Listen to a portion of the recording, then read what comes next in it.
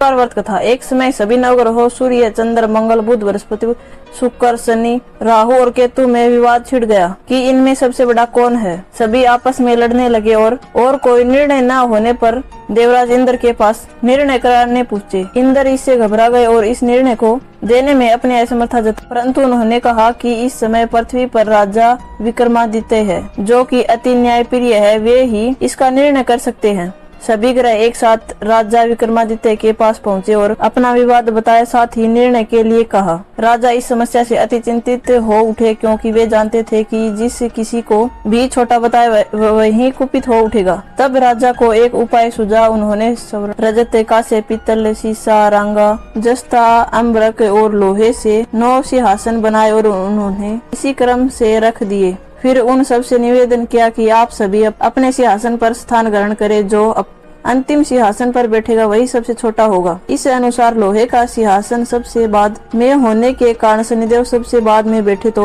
वही सबसे छोटे कहलाई। उन्होंने सोचा कि राजा ने यह जानबूझकर किया है।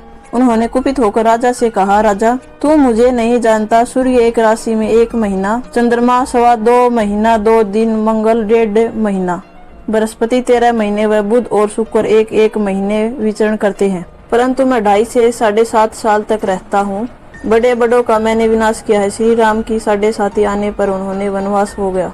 रावण की आने पर उसकी लंका को बंदरों की सेना से परास्त होना पड़ा। तब अब तुम सावधान रहना। ऐसा कहकर कुपित होते हुए शनिदेव वहां से चले गए। न्याय देवता खुशी खुशी चले गए। कुछ समय बाद राजा की 7.5 आई। तब शनिदेव घोड़ों के सौदागर बनकर वहां आए। उनके साथ कई बढ़िया घोड़े थे। राजा ने यह समाचार सुन अपने अक्षयपाल को अच्छे घोड़े खरीदने की आज्ञा दी।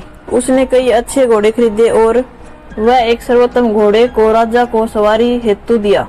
राजा ज्यों ही उस पर बैठा वह घोड़ा सरपट वन की ओर भागा। भीषण वन में पहुंच वह अंतर्ध्यान हो गया और राजा भूखा प्यासा भटकता रहा। तब एक ग्वाले ने उसे पानी पिलाया।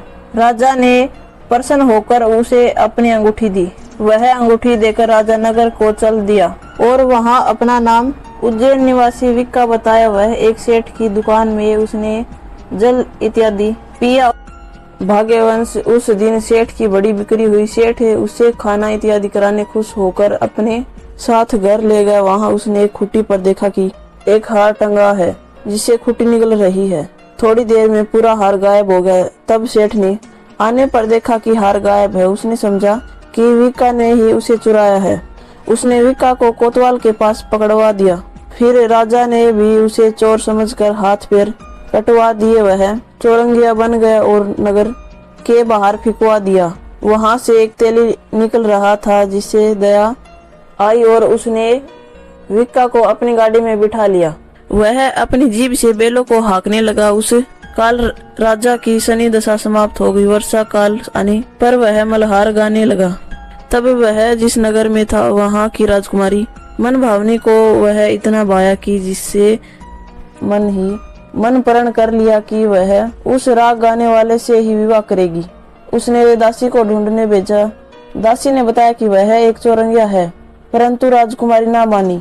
अगले ही दिन उठते ही अनशन पर बैठ गई कि विवाह करूंगी तो उसी से। उसे बहुत समझाने पर भी जब वह ना मानी तो राजा ने उस तेली को बुलावा भेजा और विवाह की तैयारी करने को कहा। फिर उसका विवाह राजकुमारी से हो गया। तब एक दिन सोते हुए सपन में शनिदेव ने राजा से कहा, राजन देखा तुमने मुझे छोटा बताकर कितना दुख झेला है। तब राजा ने उसे क्षमा मांगी और प्रार्थना की है, शनिदेव जैसा दुख मुझे दिया है किसी और को ना दे। शनिदेव मान गए और कहा, जो मेरी कथा और व्रत कहेगा और मेरी दशा में कोई दुख ना होगा, जो नित्य मेरा ध्यान करेगा और चींटियों को आटा डालेगा, उसके सारे मनोरथ पूर्ण होंगे। साथ ही राजा के हाथ पैर भी वापस दिए। सुबह आँख खुलने पर राजकुमारी ने देखा तो वह आश्चर्यचकित रह गई।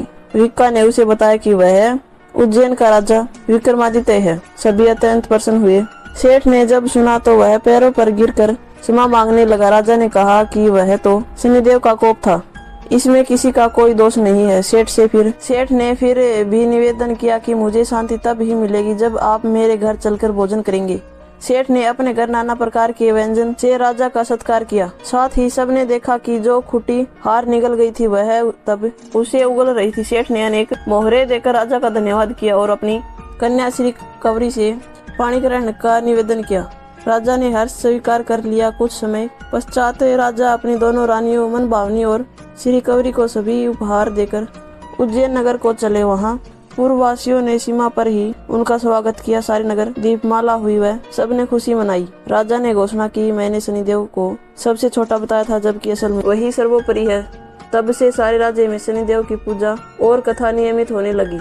सारी प्रजा ने बहुत समय खुशी और आनंद के साथ बिताया। जो कोई शनिदेव की इस कथा को सुनता या पढ़ता है, उसके सारे दुख दूर हो जाते हैं। व्रत के दिन इस कथा को अवश्य पढ़ना चाहिए।